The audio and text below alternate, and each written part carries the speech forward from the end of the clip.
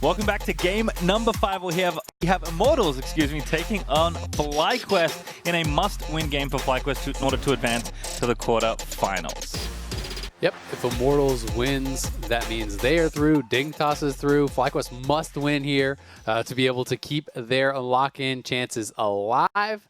And Immortals, they are having the Academy roster step in here. So it is going to be Tapoon, Potluck, Pretty, Keith, and Joey. The full roster coming in here, saying that their Academy team is subbing in. They have 4 out of their 5 LCS roster. They're giving the Academy roster some more stage, but allowing the other guys to practice, the LCS team to practice. The interesting thing is here that it sounds like for the LCS team, they're actually prioritizing scrims over stage practice, right? And that's the part that surprises me. You know, I get that they do not have their entire LCS roster here yet, but you would still think that they would want to get those guys as much stage practice as they could, because that is much more rare than the scrims. That being said, still valuable for the Academy players and going to be interesting to see how that works out for them. On the other side, FlyQuest got Jose Diodo.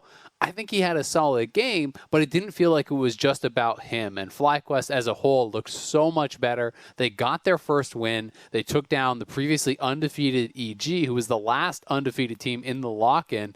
And Diamond really did step up here. You know, I think that in some of the previous games, he was looking hesitant. He wasn't looking as comfortable on some of these engaged supports. He brought in the Seraphine. He had great ultimates, really looked strong paired up with the MF there. And I think just as a whole, FlyQuest looked great. Licorice was popping off. And, you know, they're going to be coming in with, I think, a lot of momentum here after that previous game against CG.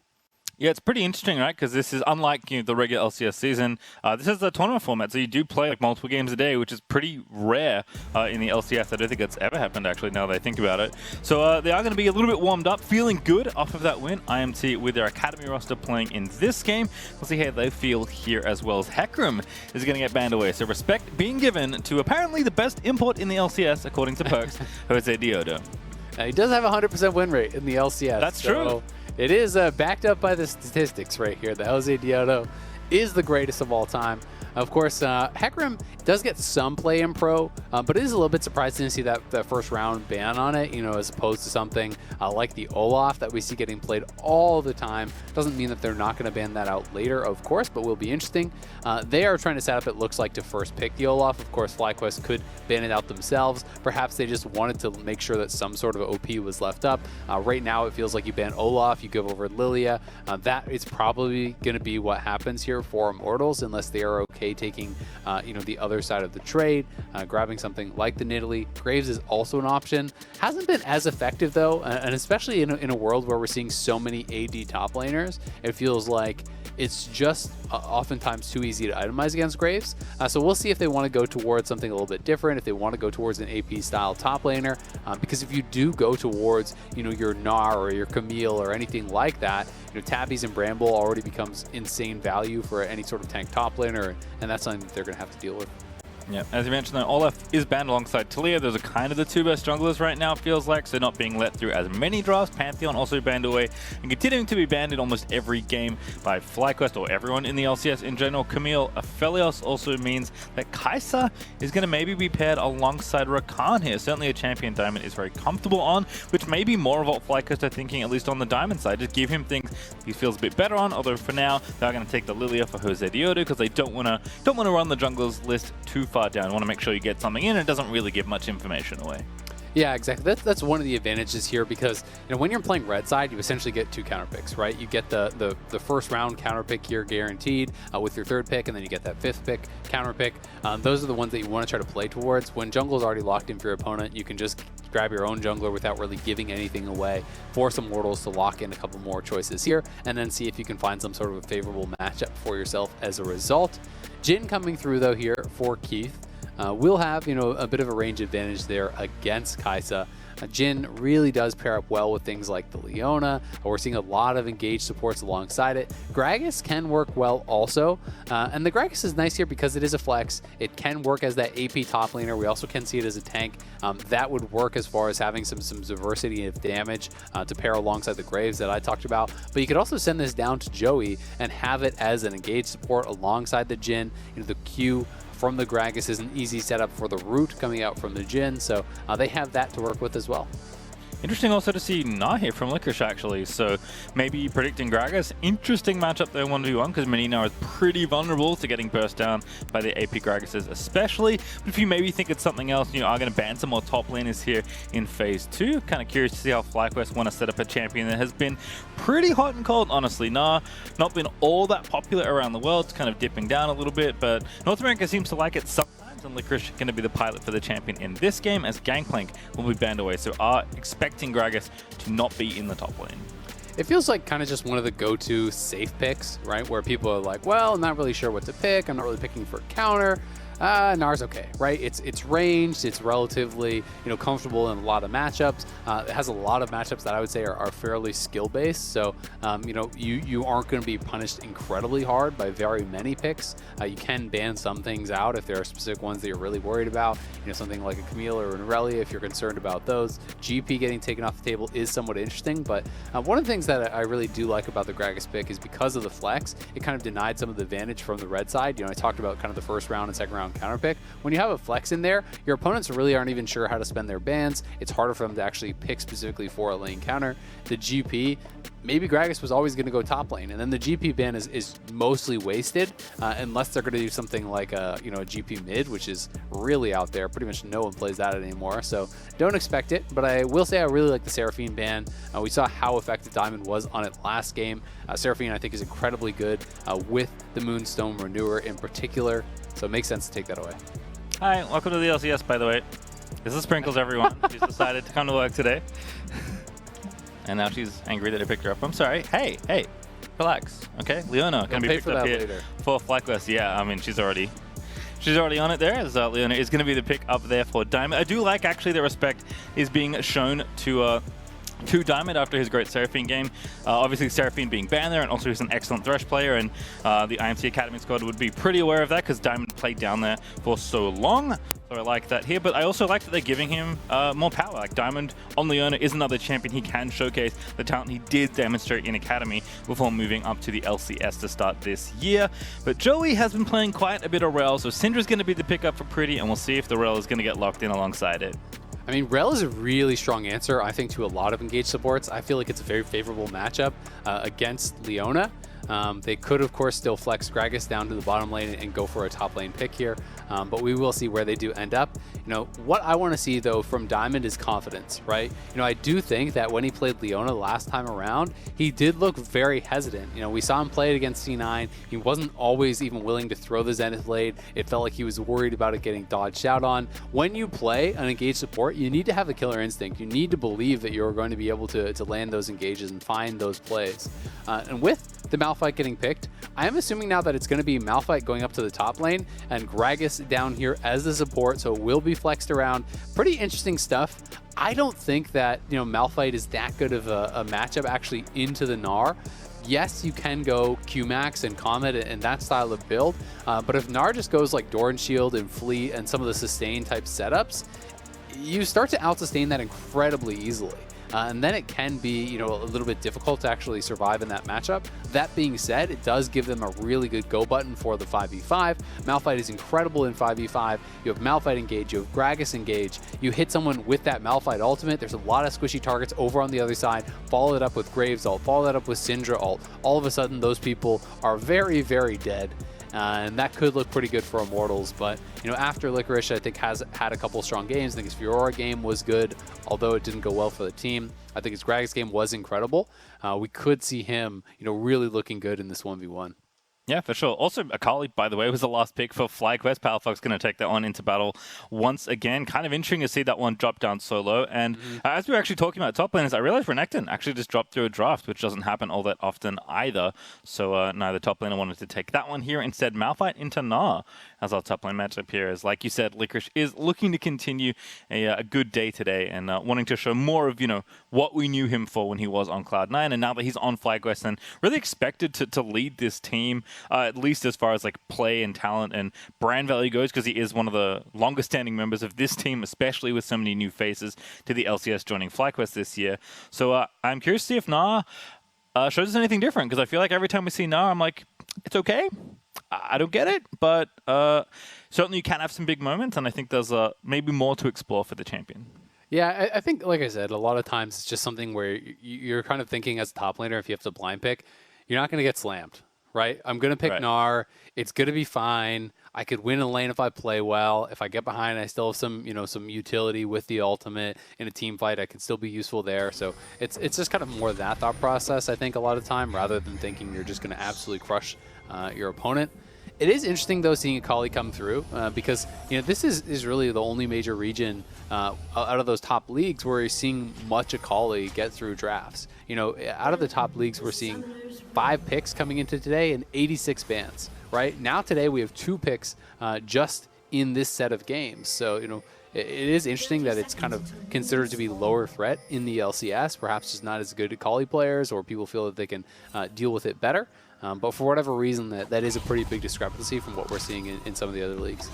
Well, I like the level 1 setup there for FlyQuest, but the intel was gained by Keith, so nobody gets killed by the Leona, who was ready to jump on the first target she saw in range. It is Fleet versus Comet in the top lane, so kind of like we were talking about there. The Harasser Malphite is going to get outscaled by Fleet as the matchup kind of continues on. Yeah, I have seen a lot of Gnars in these kind of matchups just go actually Doran's shield.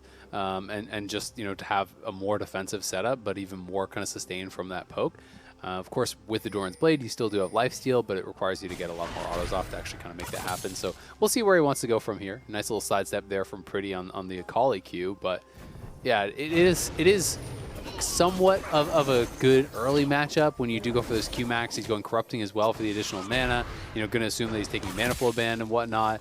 And it can be fairly strong, but you do struggle the more you get into the game and the more sustain the Gnar has, because any trades you take, you don't have any Doran Shield or actually HP that you purchased up in the early items, so you are very susceptible to getting poked out yourself. And once Gnar can sustain through the Q spam, you're pretty much worthless in that 1v1. You just have to hope that your jungler can come up there and you can make something happen with your ultimate.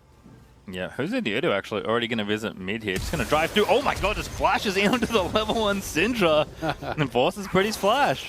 I actually really like that. He's going straight for the Raptor invade. If he just did this and then went back to his own jungle, I would think it made less sense. But he has his smite up, so he trades flashes. Palafox doesn't commit his own because he knows they're not actually going to get the kill. He steals away Raptors, then goes back to his side to continue the jungle. So this is actually really, really nice. He started on red, pulled that over to do it with the Raptors.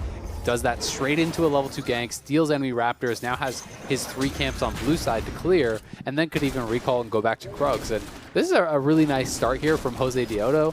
Those are the kind of efficient ganks that you actually really like to see in the early game. When people are spending those early levels where, experience and gold is so important to be keeping up on, and they're waiting around in the brush for a long time. I generally hate those ganks, but this was like no time lost. He was running from camp A to camp B and just happened to gank a Syndra on the way. Just the most efficient path. We love talking about junglers and their efficient pathing, and Jose Diodo is just being efficient. Bottom side, Diamond did not a Keith Ignite is there. See you later. Diamond gonna grab first blood onto his old teammate nonetheless. Yeah. Keith goes down. Keith dying very quickly there. They were pushed up very, very far. When you're that close to the tower, it becomes hard to really fight it back. You pretty much are forced to just fully retreat, and he was holding on to that force shot for so long, but just too far forward. Joey cannot really peel for him. They get the kill, both the summoners, and Johnson didn't even have to spend a summoner there. So very, very nice 2v2 play there from FlyQuest. I talked about wanting to see Diamond have that killer instinct, have that aggression, and in these early minutes, he's already showing that he does. Yeah, first blood over to FlyQuest. They're up almost 1,000 gold, about 800 right now, as Licorice going to continue to harass Top Boom. We haven't checked in on this matchup actually yet, despite talking about it at length in the draft. But topside Rome is the play here for FlyQuest. And IMT as Potluck's trying to fend off Jose Diodo, but Licorice still battling Topoon in the top lane as Palafox going to have to run away because there's 4 people now for IMT taking this Scuttle Crab. They will get the Scuttle, they do get double Scuttle, so that is something that is really nice for them because Jose Diodo went Raptors to mid to Raptors, then pulled back. He didn't spend that time to actually be at a Scuttle on spawn, so roaming up Joey allowed Potluck to get that double Scuttle off here. But this is actually a really bad spot right now for Tapoon. Yes, he is having the push, but because it's kind of getting in this awkward spot, he's used all his potions. If he cannot get the wave reset here pretty quickly, he's going to be out of mana with the wave pushing away from him. And the further up you get in that lane, you're very squishy without a Doran's item at the start. So you can actually get all in. You can get potentially ganked. So it may force a pretty bad recall here from Tapoon, who looks like he's not going to be able to reset the wave, and he's going to be stuck here low on mana. Yep, can always call it a jungler, but Potluck's pretty far away right now as he's busy clearing the rest of his blue side camps that are respawned. Jose Diodo also went back for the Raptors once again, so taking that camp kind of on cooldown at this point. Already has a very fast cooldown boots as well, which is something we've seen be very popular among many different junglers. Potluck though is going to finish off this Grump, and so he can be topside if he needs to, but Tapoon actually has already had enough. He's just going to TP back. Yeah, I can't say I like what Licorice did with the wave there, though. Like, instead of actually just holding the freeze and basing with the wave slow pushing towards yourself, you can force out your opponent's TP, and then if you need to, you can TP back. He actually basically just froze the wave on himself, right? He tried to shove it out, couldn't actually get it reset, so instead of denying minions away from his opponent, you know, we're going to see Tapoon just TP back in, collect pretty much all of that CS. Yes, Licorice now will spend his ultimate, it looked like. I can see on the icon that his ultimate is spent, so he will reset the wave. This will save his TP, potentially here, but Malphite's still threatening the freeze. So I just think that he could have actually had the wave and just continued to push towards him and gotten a much bigger advantage, because now he has to TP back anyway, and he didn't deny what he could have, you know, with that wave setup. So a little bit disappointed, I think, with how Licorice handled that. Yeah, and I think the scary thing is, like, right, he's not going to get punished as a result. He's just going to TP back and be okay. But we know where the enemy jungler is. Licorice does not know where Potluck is, all right? And so if he was there, that would have been a pretty easy way to potentially pick off Licorice, or at least blow the flash, and then maybe look for the revisit. So Tapoon now level 6 can potentially set something like that up, but Licorice not going to get punished really at all for that aggressive TP back after mismanaging the wave, let's say. Then on the top side, bottom side, though, it's already been bad news for Keith. But they're just pushing right now, so A-okay. In fact, up in CS despite the death. Yeah, and I mean, to be fair to Licorice, like, he's crushing the 1v1, right? But right. It's like he already has a great advantage. I just think that it could have been so over that it became unplayable from Tapoon's side from that. But, you know, maybe his thought process is simply that I'm going to push it in, go TP aggressively, and I'm going to try to get turret plates, right? And maybe that's the way that he wanted to play for that. They are trying to now look for some sort of an invade here on the blue buff, but Licorice does not have his ultimate available. He's in mini. Tapoon does have that ultimate, so you have to give respect over to that. And Joey was even roaming up to answer here. He has been pretty active on the map after that early 2v2 did not go their way. Joey is kind of getting out of dodge and not looking for the 2v2, looking to put pressure on the map, looking to force Diamond to actually match his roams. Yeah, if you recall back to last week, actually, Immortals' one win so far in the Lock In tournament was in part due to Joey's Nautilus roaming a lot in the early game. So definitely like to see him continue that up. Diamond actually matched him there as well. So there were two supports in mid lane or near mid lane, potentially looking for something. But instead, it's just going to be everyone back to where they belong, and Pretty going to get that blue buff, which he's got to be happy about there as he returns to mid. And Joey rejoins Keith to make sure nothing bad happens as... Looks like Johnson's getting that wave pushed back nice and slowly. Doesn't want to give too much room here. Yeah, and this is good timing from Joey, because if you allow that wave to stack and push and your marksman is there by themselves under the tower, that is such an easy dive, and then you lose the entire wave. So he has to be here to try to protect Keith and make sure he can pick up the farm as it does push in towards him. You know, thankfully for the Immortals side, yes, they did give up that 2v2 kill, but they're not falling that far behind in farm. And the kill gold did go over to Leona. So the gold between these two marksmen is not going to be more than like 300, 250 gold after all this shakes out, which really isn't too bad, all things considered. Also see Jose Diodo starting the first dragon here with Diamond and Johnson pushing up the bottom lane. Power Fox going to have some pressure potentially in mid. And no top laner can join the fight, so Jose Diodo not worried about any sort of big team fight breaking out. We'll just go ahead, finish off the Ocean Drake with a bit of help from Diamond and Johnson, who are roaming up. Also, looks like Power Fox is going for the same build we saw last time he was playing Akali. It's funny, we're actually talking about this off air. We haven't seen much Riftmaker, and 2 games in a row, Power Fox is going to give us Riftmaker. Yeah, it is very interesting to see him go for the Riftmaker build. It is still, you know, fairly popular as far as solo queue goes, but it's significantly lower win rate than both the Rocket Belt as well as the Harvester. So it's surprising to see that. And in pro play, I've been seeing a lot of Rocket Belt, a lot of Night Harvester, more kind of for the bursty options as opposed to the sustain. I will say that there is something to be said for the advantage that you get just from having kind of some Omni Vamp in lane. Having the Leeching Leer is kind of nice. It gives you 10% Omni Vamp right off the bat. That plus Resolve plus Fleet in these melee versus range matchups, which is what he was playing both games, does make it pretty hard to get bullied out of lane. So maybe just prioritizing kind of sustain for the lane phase. Riftchild was aggroed, but no one's starting it just yet. Diamond actually here in the area alongside Jose Diodo because Licorice is looking for Tapoon. He's got the Malphite ulti and out he goes right through Licorice's ulti. Very well played by the Malphite to get out of there. Yep, you are unstoppable when you're in that, so nicely done. But you can see Diamond is actually up here behind him. He's getting some vision down, clearing out some wards. It looks like they want to start up this Riftchild here potentially. But again, Joey is in the area. They are threatening the Syndra roam here.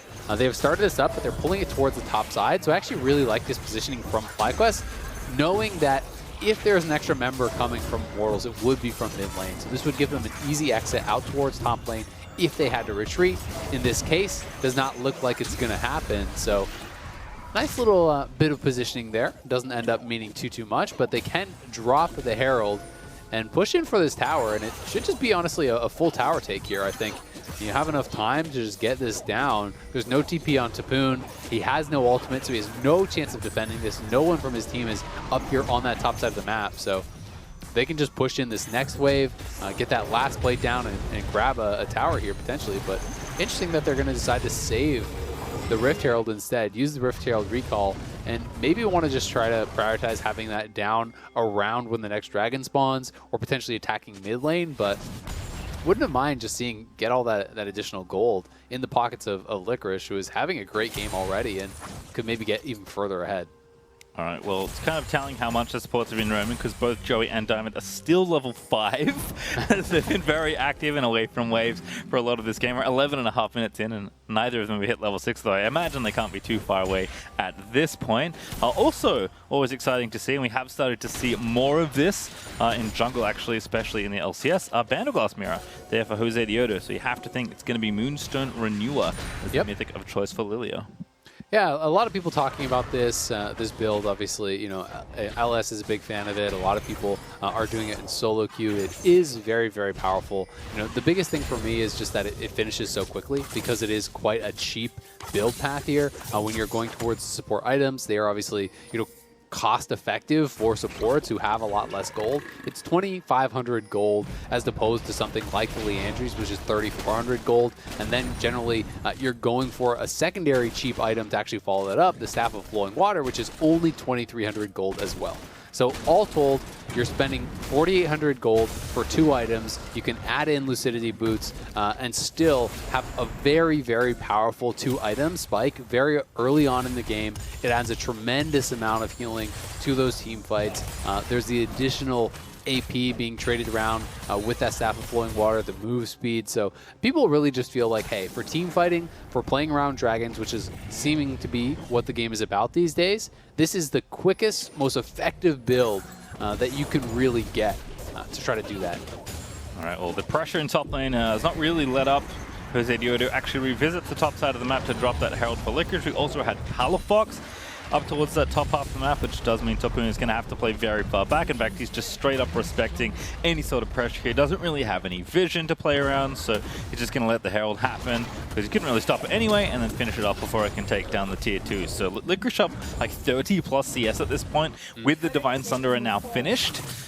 Pretty nice timing there as turret plating just drops. He's dropping off in 20 seconds as well, so Licorice going to collect so much gold off all the attention being given to his lane. Yeah, he's doing very, very well. I mean, he had a good early lane phase, already got himself ahead. I do think this is a tough matchup for Tapoon, and it's difficult because you're picking into one of the best top laners in the LCS, if not the best over the last couple years, and you have the counter pick, and you kind of self-counter pick, right? And you're doing it for the team, so it just puts so much pressure on them getting an effective Malphite ult off when it comes down to the 5v5. And they're going to show up to this dragon fight and try to get something done here. But, we talked about the aforementioned Moonstaff build or whatever you want to call it, but the Moonstone Renewer is actually completed for Jose Diodo. You look over at Potluck, he is not going to be finishing that first mythic item. It's so much more expensive, so you expect Lilia to be more effective. You expect FlyQuest to have the advantage here as they have the gold lead, and Diamond's on the flank. Yep, Diamond looking for it, does get the stunt onto Keith, but he cleanses out of there. Diamond also taking a little too much damage. Tapoon is ready with the ulti. 1 kill already happening here for IMT. The Licorice can hop over the wall, but he's almost very, very angry. Oh, Tapoon looking for it, keeping the jungler out of there. Good flash though from Jose Diodo to escape, but the Dragon does go to Immortals. Really well-managed fight from Immortals. It felt pretty ambitious for Diamond to go for that flank. You know, that is more of what I would consider to be a top laner positioning. You know, you mentioned the level discrepancies, right? You know, you're a level 7 Leona flanking potentially a level 11 Syndra, right? You will just die instantly. And that is pretty much what happened. It was a great body slam from Joey to actually delay the initial engage. And then Keith had cleanse. He had the Gale Force to actually dodge the ultimate after that was coming in for the follow-up. So he didn't even force the flash.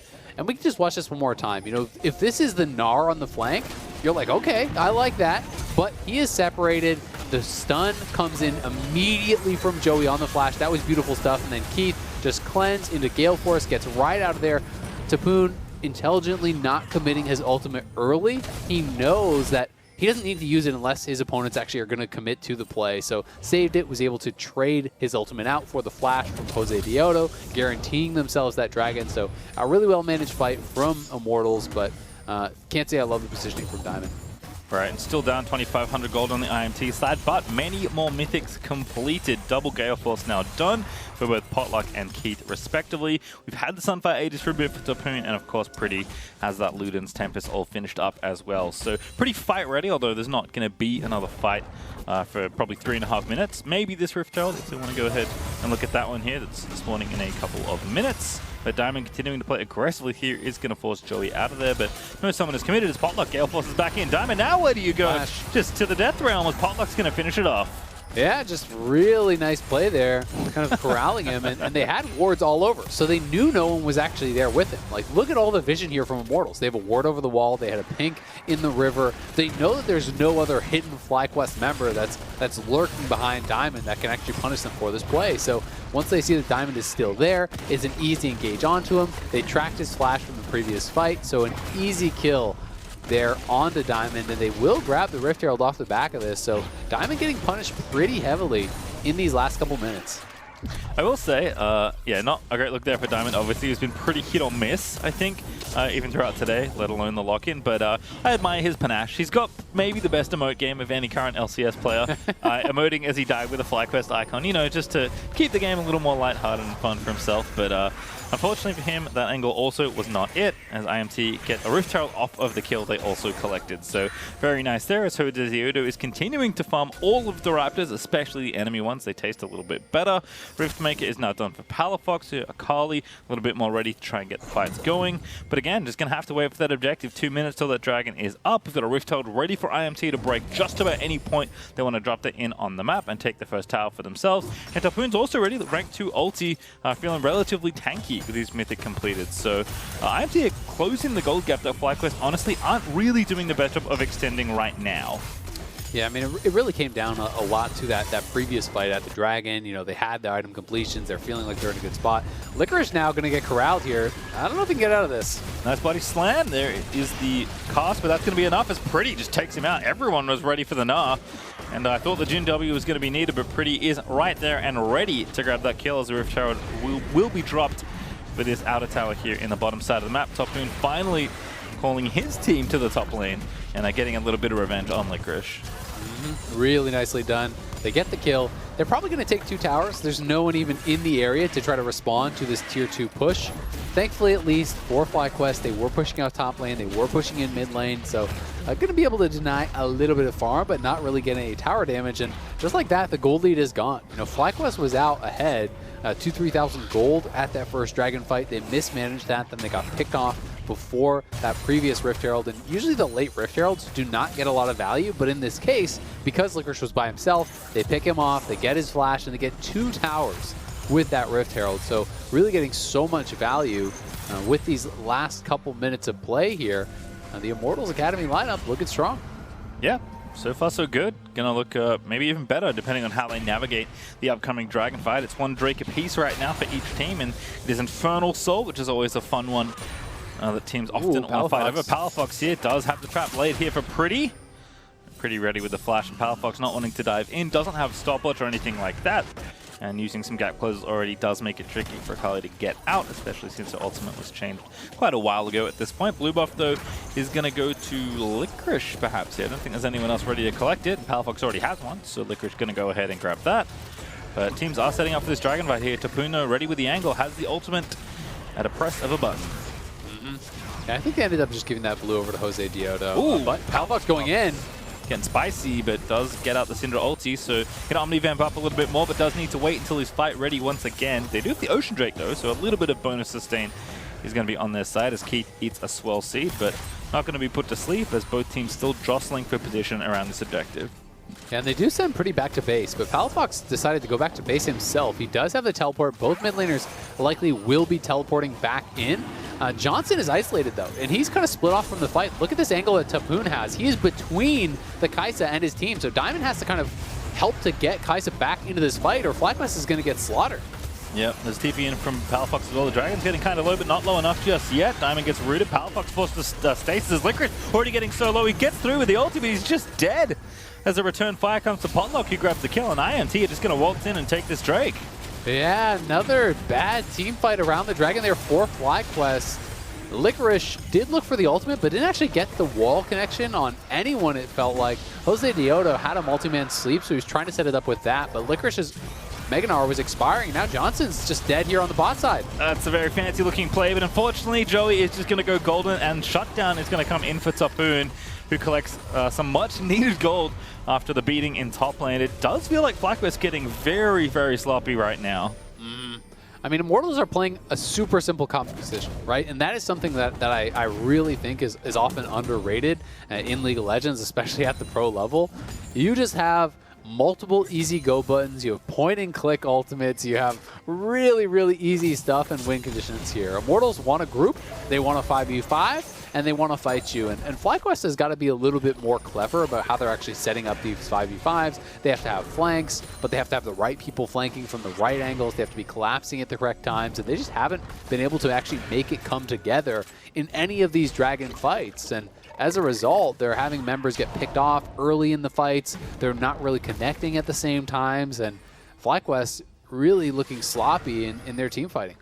And look, IMT have already played 2 games this week, right? They played in Academy, because this is the Academy team that's playing, giving the LCS time a little bit more practice time behind the scenes. And they're just looking, you know, even with the simple comp, certainly on the same page as Joey maybe wanted to get it started off, but couldn't find the angle for the explosive cast. But still, Baron is available pretty early to try and take that one. But I think at this point, they're going to have to deal with Licorice as well, as he is trying to knock down this tower and equalize the turrets here for FlyQuest.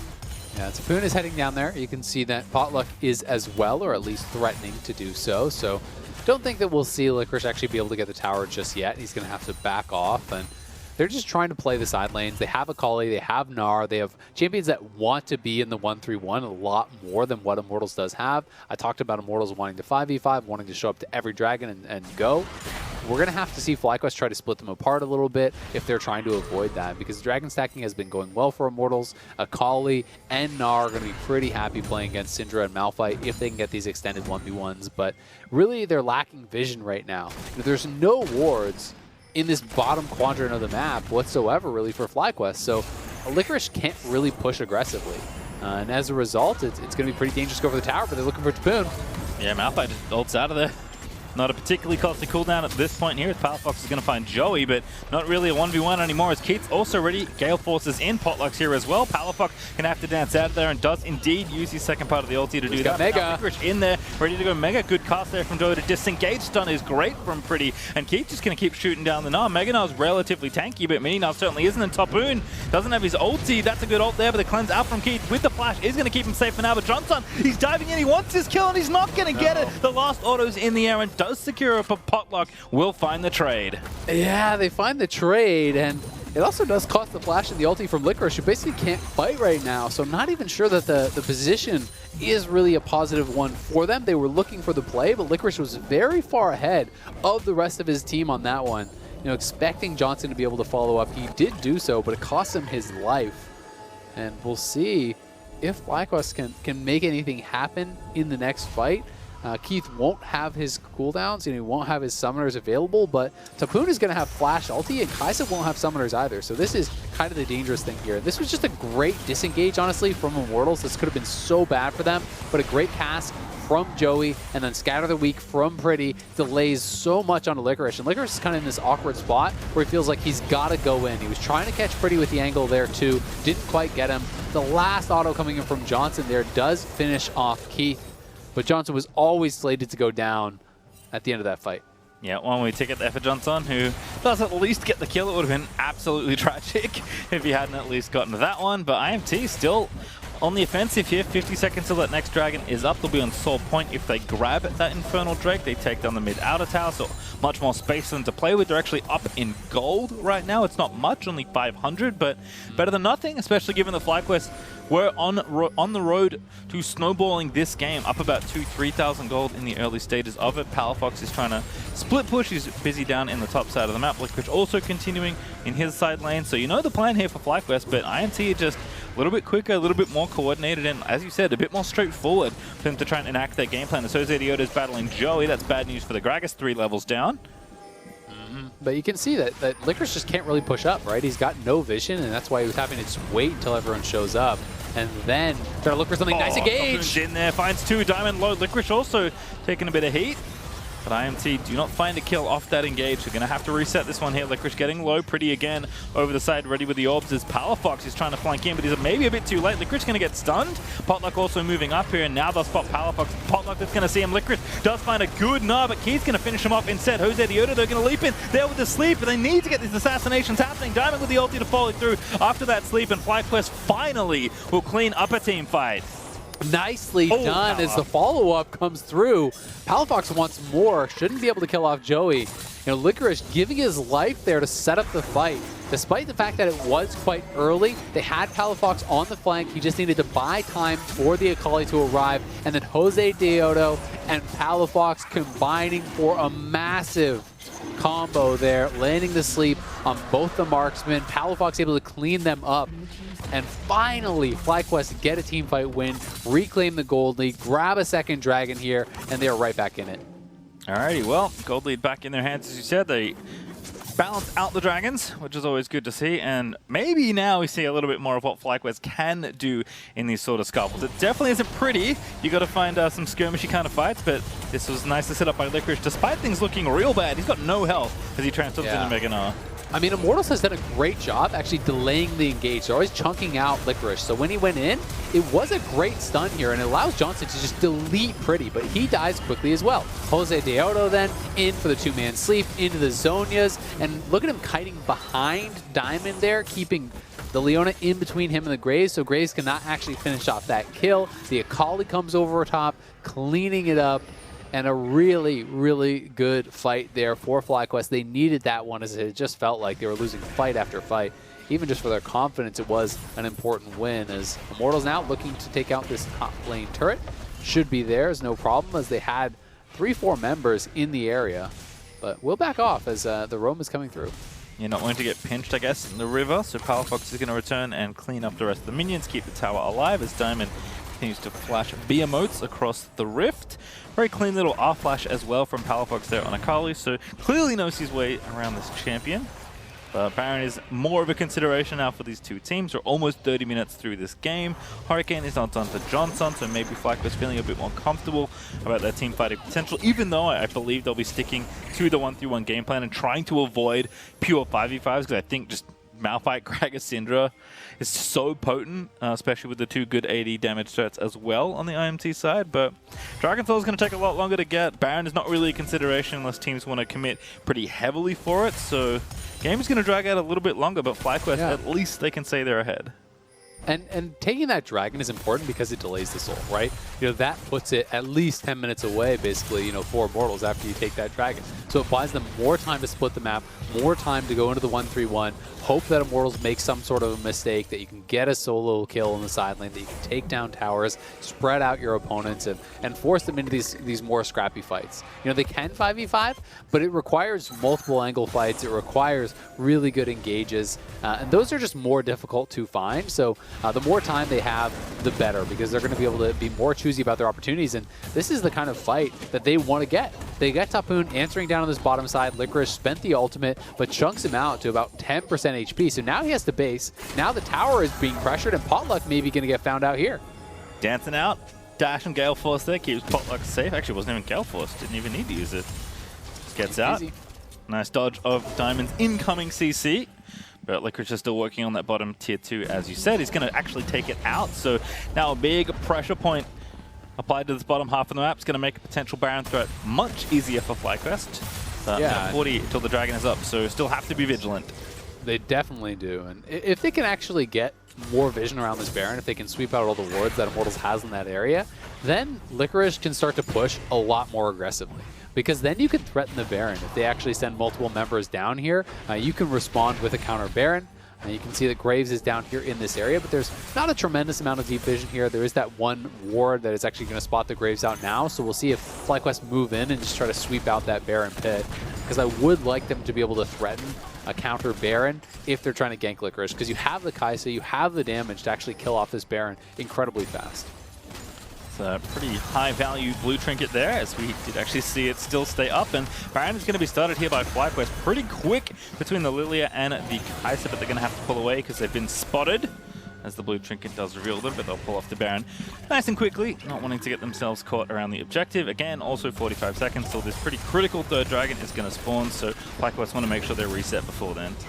Yeah, they will look to reset here. It was a nice little threat, but as soon as the blue orb comes out, you're not going to stay on that, because Jose Dioto would get so low doing that. The only way you actually stick on that Baron is if Immortals never scouted it out whatsoever, but generally speaking, you would think they would take a peek as soon as those wards that they had down there did get cleared out, and Potluck will be able to go back in, clear out that vision. As Joey may be in a little bit of trouble here. Yep, go to sleep. Over the wall he is, though. Jose Dioto, not enough threat in his own, but here's a big TP. It's Palafox once again on the flank. Looking to dive his way in, but Potluck's going to meet him first. One ulti used. Palafox in the shroud is just going to walk back towards his teammates, so no assassination this time. Yeah, now Akali's going to be pretty worthless for this team fight. Pretty much missed everything there. Palafox goes in with the R1, misses the Q, misses the E. But they will be able to burst down this dragon. It looks like Immortals just couldn't actually position quickly enough to answer. We'll see if they can look for some sort of a counter, because Immortals would be in a winning position for any sort of 5v5 right then. You know, having no ultimate on Jose Dioto, having no ultimate on Palafox. So they're just going to go to Baron, I think, and just say, all right, come fight us. We know you don't have these critical cooldowns. Immortals has all 5 of their ultimates, so now FlyQuest are going to have to try to manage this properly. They have Malphite to tank it, so they won't take that much damage on the pull. It has been spotted. But Licorice going to have to TP, and he is coming from very deep with, it looks like, no rage. Yep, the old zoning Akali ultimate does get in the dragon, but can they get the Baron here? IMT pretty committed at this point. There's the cast out from Jolly. Baron's going to go over it so low, and Jose Dioto, without Smite, actually stole the Baron. And now the big sleep's going to come in as well, and they're just going to clean house. FlyQuest getting away with that one as Johnson Gale forces into Pretty. Tapoon's going to get nailed by Diamond Solar Flare, and that's going to be a double kill out for Palafox. It's only Pretty and Joey left alive, as that is just a heartbreaker, as Licorice is going to finish off kill number 4. Indeed does take down the Syndra. Jose Dioto, the only casualty here for FlyQuest, but makes it worth his while, takes the Baron as he goes down there, and Immortals hard committed to that Baron. They did not turn for the fight. So when that gets stolen away, you've already taken so much free damage because you're focusing the Baron while FlyQuest is hitting you. Licorice was already hitting Pretty. the ultimate from Taboon got sidestepped by Licorice as well, so everything went wrong for Immortals there. And now FlyQuest with the 1-3-1 composition, they win the fight without their critical ultimates. They steal the Baron, and they have full control. So let's watch this one more time. I just wanted to see them turn on Licorice, who's in Mini-Gnar. Why not burst him down, go on him? Instead, they're using Joey's ultimate to just try to back them out and hard commit to this dragon down to 44 HP. They mistime the smite and the fourth shot there. It sits at 44. In goes Jose Deodo. Flash Q. The Baron is his. And meanwhile, Pretty has just been pushed completely out of the fight by Licorice. FlyQuest run over the rest of the fight. That was really mismanaged by Immortals. They had the tools to turn. They saw Licorice come in with no Mega. You could just turn and kill the Gnar and reset. Instead, they commit and it doesn't work out at all. I mean, like my eyes didn't deceive me. Jose Deodo did not have smite when that happened. That was just a flash Q that managed to get a missmited Baron. And FlyQuest now, with the Baron, just going to keep moving forward. They've got super creeps on the top side. Licorice is going to accompany those in. This is also going to make taking this Dragon Soul much easier on the FlyQuest side because you have this super minion pressure if the game doesn't end before it even spawns. And FlyQuest just going to continue to batter down the towers here. Probably going to get at least one inhibitor tower out of this push, if not an inhibitor and maybe more. IMT going to have to tread very carefully or their Nexus is going to fall just as quickly as that Baron did. Yeah, they are in such a tough spot now. I mean, they were already starting to be pressured in the side lanes. We saw Licorice get Taboon down very low in bot lane, take the tier 2. He's now 3 levels down. Palafox is going to be out leveling as well because they've been spending more time in the side lanes. They grabbed the Baron, and now they're Baron buffing up all 3 waves. As the supers come in top, there's no way to actually get outside of your base for Immortals, so they're not going to have any vision set up for any potential dragon. The Baron buff will be expiring here, but FlyQuest just wants to keep them locked in their base as long as possible, limit their vision to set up for the potential Dragon Soul. Yeah, as long as possible. Just a minute 15 is probably good enough here for the FlyQuest side as Baron is going to expire. Palafox dancing with Potluck and Pretty, but does get himself to safety in the Shroud. Licorice going to bust down mid finally as the FlyQuest 3-pronged assault does take down a tower. A nice little bit of pressure there. Johnson's still shoving in that bottom lane. They are going to make the call to reset here, so this will relieve a little bit of the pressure for Immortals, but they want to spend up all their gold from that Baron power play. Resetting here with about 45 seconds until Dragon should give them plenty of time. Buy up all the pink wards that they will need. You can see 2 on Licorice, 2 on the support. I would love if Johnson sold that Doran's Blade and bought one, but instead he actually has a BF sword, so that's completely reasonable. You know, at this point in the game, vision is more important than those starter items by far. So you do want to see people just prioritizing that and making sure that they have the correct setup for this soul. Yeah, Lich Bane also done for Palafox, so 4 big ticket items now done for the Akali. 6 pinks. Got FlyQuest just sneaking into the enemy red side jungle. Taboon is going to be the victim of the first Lilia E. There are many more to come. Taboon actually may be thinking there's an angle here. Diamond abandons his jungler over the wall using the Blast Plant, but Jose Deodo is safe for now. Yeah, and, you know, it's always risky if you commit there. Oh, they can actually turn here. They have a 3-way wrong Palafox potentially in. here. Oh, what a stun. Palafox, though, is going to get the W blocked by Diamond. And now Licorice in over the wall. Joey, though, goes golden. IMT still managing okay, but his Johnson at the backside. Killer Instinct indeed takes down the jungler. And it's just a whitewash there as FlyQuest are going to grab themselves the Bud Light Aces. Taboon dies over the wall with his ulti. And FlyQuest will give up the Dragon Soul to take the Nexus instead. That was sick from FlyQuest. The 3-prong flank there. People coming in from all sides, and Immortals was just completely surrounded. No way out for them. FlyQuest is going to go 2-0 on the day. Jose Deodo remaining undefeated in the LCS, steals a Baron in his second game here, and FlyQuest have got to be so happy about that. Still the best import in the LCS. Jose Deodo keeping the statistics nice and high. Win rate still at 100%. A very different game, though, than the one we saw earlier today up against Evil Geniuses, which continues our theme of nobody really knows what's happening in the LCS Lock In tournament. The results are just so volatile, it feels like, with FlyQuest taking down EG, who were the only undefeated team before that game, and now Immortals Academy, you know, just leaving, putting that roster fully in, letting the 4 out of 5 LCS starters have their practice, and Immortals Academy Immortals actually in this game looked very good for most of that game. In fact, if not for some unfortunate things, I guess, around the Baron pit, FlyQuest would have somehow beaten EG and then lost to Immortals, which would have been a very interesting day. Yeah, and the short end of the stick actually goes to Dignitas, because now Dignitas is going to be last in their group, so they'll be eliminated from Lock In. Immortals will still be alive due to the tiebreaker, and FlyQuest obviously pushing themselves through with their second win here. But yeah, I mean, both teams did make some mistakes. Both teams also had some really bright moments. FlyQuest, I think, had a fantastic early game to create those advantages, which they then, unfortunately for themselves, misexecuted on some dragon fights and threw away. But likewise, Immortals, who did a great job team fighting, playing out this composition, failed to turn and fight at that Baron, tried to hard commit to it, mistimed the smite, fourth shot from Jhin. That got stolen away, and the game just fell apart from there. FlyQuest didn't give them another shot. They had great flanks, they had great pressure in the side lanes, and from that point in the game, they were able to close it out pretty quickly.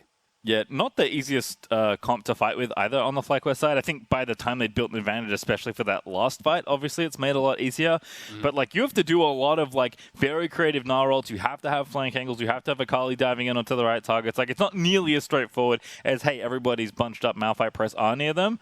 And I think FlyQuest actually navigated very well with a new jungler. Granted, their intended starting jungler, but it's interesting to see, yes, we do want to see teams challenge themselves in the lock-in. So I think from that angle, I'm going to give FlyQuest credit, even though it was a very tricky draft to play and it did look dicey at points. I think the moments we did see from this team, who is still very new, looked really nice. Powerfox especially, from a pretty underwhelming laning phase from Akali, who at this point honestly doesn't do much other than farm until she can roam and maybe have a skirmish or two. He looked really good in the moments where he was able to actually set up well with his jungler, with his team, and actually find the right targets to use his ulti on. Yeah, and to his credit, I think he was up at farm both his Akali games today in the lane, so, wasn't killing people, but was playing really solid, and I liked that we saw a bit more of that killer instinct here from FlyQuest today. Even on the fights that were misexecuted, you want to see the aggression from players that are new to the LCS stage. You want to see that confidence. You can work on your execution. You can work on when to engage, when to not engage, but when people are playing scared on the LCS stage, it is never going to work, so I like that they brought that aggression. I like that they brought that confidence, and they are rewarded today with 2 wins. All right, well, FlyQuest with their win and do indeed win, and they'll stay in the quarterfinals of the LCS Lock In. After the break, though, we'll hear from the man himself, the one we've all been waiting for. It's FlyQuest Jose Dioto for more on their 2-0 day. Don't miss it.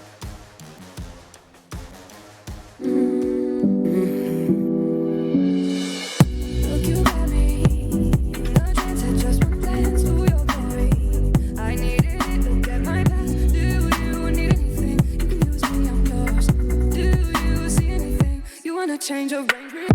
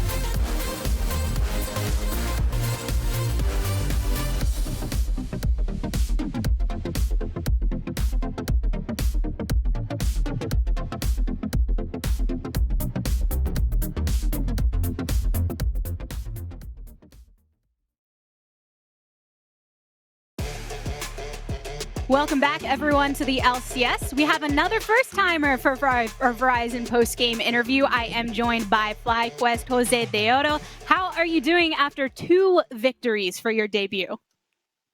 I'm pretty fine. I think we did a pretty nice job. Since I came yesterday, I think we adapted well for today's games. So I feel like it was really good for the team. And nothing, I feel pretty fine for today's wins.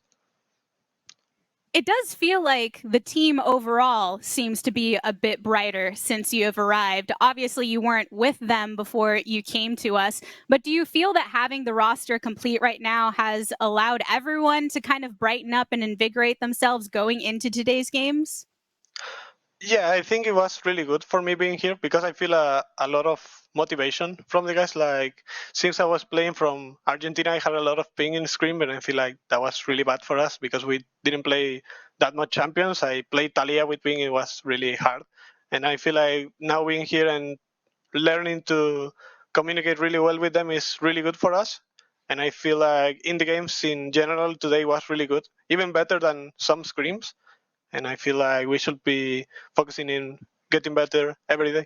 So That's great to hear because I'm sure fans will look forward to tracking the progress of the team over time. One exciting thing was watching you back in your Worlds performance, your ability to go in and make these plays happen. We still got to see that today. So how did you maintain your confidence despite coming to a whole different region and a different just era of competition with the people you're playing?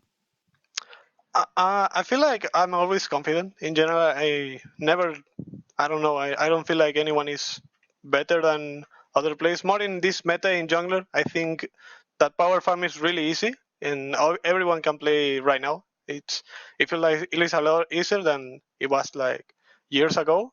And I just feel like confident. Like even with this player, I feel like pretty good playing with them because they are really good and their comps are really good too. And I don't feel any fear with, I don't know, playing in Skaden or Blabber. I just feel like it's good to play against any other player. You just gotta be ready to face anyone, and I feel like that's the best you can do. Speaking of who you're going to be facing off against, this does mean that you and the rest of the team have made it to the quarterfinals. You'll be facing off against Team Liquid in a best of series. Do you have any thoughts on how that's going to go down? Uh, no, in general, I was playing duo with Corey JJ when I was in LLA, so I feel like it will be interesting. I think he's really good in general. Team Liquid is really good, and I feel it's a good match for us, and it will be an interesting match for us to prove that we are good. Last thing for you, there's a lot of hype around your arrival after your game earlier. I mean, Pastry Time referenced it, that Perks even tweeted out that you're the best import as of right now. Do you have any words for your new North American fans or your fans back in Latin America? Yeah, I just want to thank all for the support. I feel like there is too much hype for me, and I'm pretty happy for it. And I just feel like, I don't know, I'm pretty happy for all the excitement and all. I don't know, I have no words because I'm super happy when I see the Twitch chat or anything. I just get a smile in my face all the time. So I just feel like amazing all the time.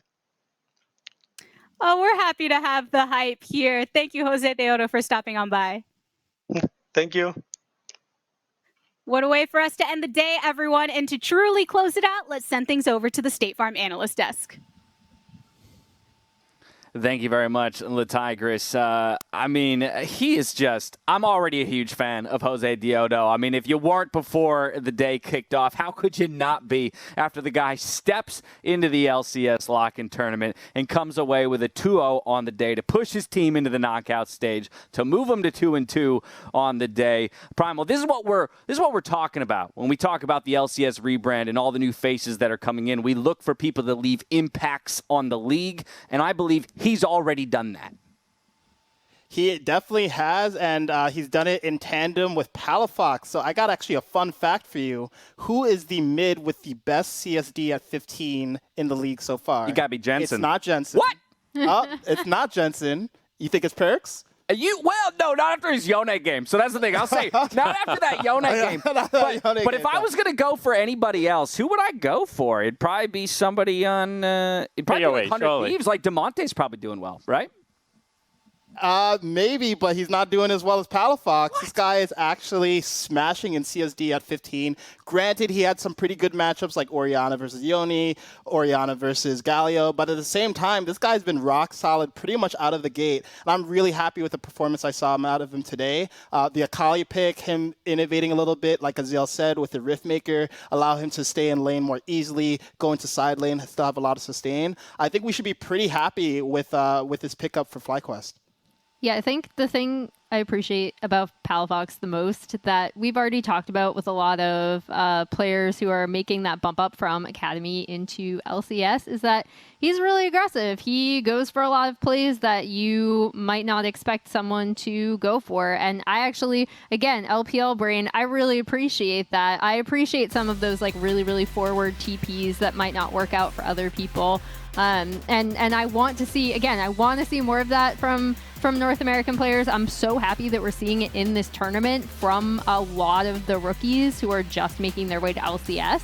And hopefully it'll continue in the regular season when the stakes are a little bit, more high.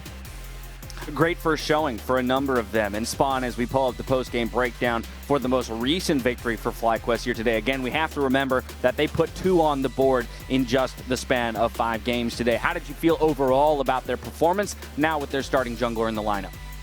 Yeah, you have to be much more positive about the lineup now that they do have Jose Diodo in there. I also think that the changes they were able to make in draft, going towards something like a Seraphine, even drew a respect band there for Diamond.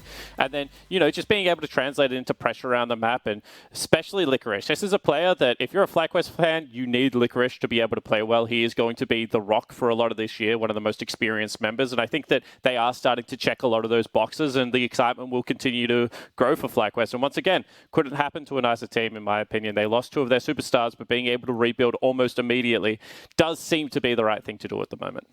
That's a whole nother can of worms that maybe at some point we should explore, what each of these orgs had to go through in the offseason. And I think in particular, when you look at FlyQuest, the number of players that they lost, the degree to which they lost those players after what was a phenomenal 2020 for them to have recovered in this fashion, it seems already in the offseason. It speaks to a bright future and an org that definitely excites me to say the least. But that brings us to the conclusion of our lock-in group stages just like that. So I think we should take a look at the bracket and how things are going to go for the rest of the weekend as we move into best ofs. That's right, it's only January, and we already get to see some series here. We got 100 Thieves versus Immortals there, and then, of course, a classic shortly after as TSM faces Cloud9. Of course, those 2 matches are tomorrow, best of 3s, each of them. Then on Sunday, we got Evil Geniuses versus Golden Guardians with FlyQuest facing Team Liquid to close out the quarters. I mean, I know it's the last matchup of the 4 of these, I'm instantly looking at that FlyQuest TL matchup simply because of the surprise that FlyQuest was today and the dominance that TL has shown us. Primal, we were beginning the conversation earlier today of how do you even begin to dismantle Team Liquid, and that's a question for FlyQuest to answer here in the coming days. It is a question for them to answer, and I don't think the answer is going to be playing through bot. I think FlyQuest is going to want to look to see if they can create advantages with Jose Diodo and Licorice top side of the map, but I mean, this is a team that looks pretty solid across the board in TL, so I think they have their task cut out for them. I thrust that matchup onto you. Any of the other 3, Primal, jump out to you in particular that you're super excited for? Oh, man, it's got to be C9 TSM, man. I mean, besides the fact that this is the modern Classico, I guess, although I'm still partial to CLG TSM as the real Classico, I think in terms of the areas that we've seen both of these teams struggle around top lane for Huni and Fudge respectively is actually going to be a really interesting watermark for what is the quality of both of these top laners, and it'll give us an opportunity to see if Perks in a best of series where I think there's going to be a lot more pressure on him to carry if he can show up as that all-star import that we are expecting. Yeah, and that's what I was going to say. Like, the best of series is what unlocks it here for me, because you're going to start talking about people like Sword Art, like Perks, works, that do their best work in best of series, and especially when, maybe they start feeling the pressure a little bit more. So, best of one, the group stage of a tournament where you're probably expecting to get through as both of those teams. Now I think that their focus, hones in a little bit, and definitely the work will be put in to be able to draw up the scouting reports and see if they can get something going in this best of series, because I think now this is where teams will start getting they're serious already. These are official games, but I think that the notch will be dialed up a little bit for tomorrow's best of threes. Pride is on the line, and we know when you're a competitor at the highest level, that pride definitely matters to you. Emily, I'm curious your thoughts on how the format shifts from here. Again, as I mentioned, the first best of series that we'll have in the year, but this is a very new thing for the LCS and these players in particular. So what do you think moving to this series format is going to do in terms of changing the landscape of the matchups? First of all, I love it because I love best of series way more than single games. But secondly, I'm really going to be looking forward to seeing what some of these teams do, given what we saw with their drafts in single game series, bringing that to even a best of 3 and then a best of 5. Because, over in LPL, in LCK, we see a lot of draft shifts just over the course of a best of 3. And then, to transfer that, obviously, that becomes even more important in a best of 5, as we've seen, at this past Worlds, at other tournaments. So I'm really looking forward to seeing not just the drafts in more of a vacuum, but how that narrative shifts over the course of a series, how teams begin to adapt and adjust while also still maybe taking some of these risks that they've been taking in single games. What are the learnings? What are the adjustments, not only from today to tomorrow, but within the series itself once these teams get into those 1v1 matchups? That, of course, is all ahead of us tomorrow. I do want to bring it full circle on the day, though. At the top of the day, all 3 of my analysts on the desk. And actually, since adding you, Primal, you confirmed to me what your predictions were for the day. All of you aligned across all 5 games, but all of you were not correct. And so I did want to give a quick shout out to a fan at home who did manage to go 5 for 5 on the day. Tom Courtney has got it. He got the C9 victory, he got the 100 Thieves victory, and he got the TL victory. I think those are the ones that in a lot of ways were assumed, but it's that double FlyQuest victory call out that earns him the special shout out here on the LCS today. So kudos to you, Tom Courtney. Well done. Maybe I'll have you on the desk next time around. I appreciate they called off the specific diamond pop off, which is kind of okay, I'm the person who highlighted diamond as someone I was really looking forward to seeing in LCS, right? And I'll also be the first person to admit he maybe didn't have the showing he wanted to, or he definitely didn't have the showing he wanted to last week. So that's the thing that stuck out to me. It was that Seraphine performance was kind of cool too. Yeah, I know Spawn was wanting a little more on that Seraphine performance, even though the victory did come through. But you know what, Primal, I liked the call out there on Palafox as well, though. Looking at a young mid laner, and I know you were hyped by his performance so far, so it's good to see some recognition from the community as well for some of these new faces. Absolutely is, and that's even more exciting that he's homegrown, 100% grade A NA talent, right? We talked a bit about the influx of talent from the NA super region, I guess, including OC, and I think overall, if you look at the first 2 weeks of a lock-in, you should be feeling pretty good about the homegrown talent. So Palafox is definitely leading that charge. I'm feeling good. I hope y'all are feeling good. We got 2 more days of games ahead of us, Saturday and Sunday, best of series as we move into our quarterfinals here in the lock-in tournament. But for now, that's going to do it from us here. So on behalf of myself, the casters, the entire remote broadcast crew, thank you for watching. We'll see you later for more LCS. Stay healthy, stay safe, be good to each other, and good night.